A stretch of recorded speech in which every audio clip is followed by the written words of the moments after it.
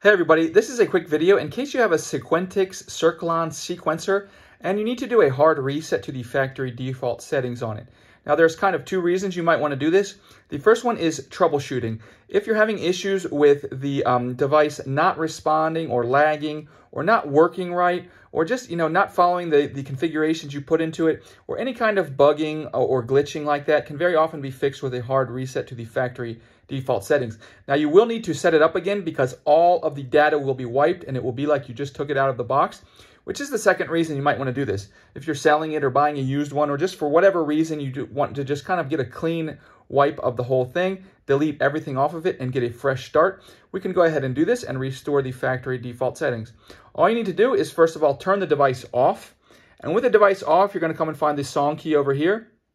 and you're going to press and hold the song key while you power it back on. When you power it back on, you'll just keep on holding this and the song key until you see on the screen, it will actually come up with a screen that says wipe all data.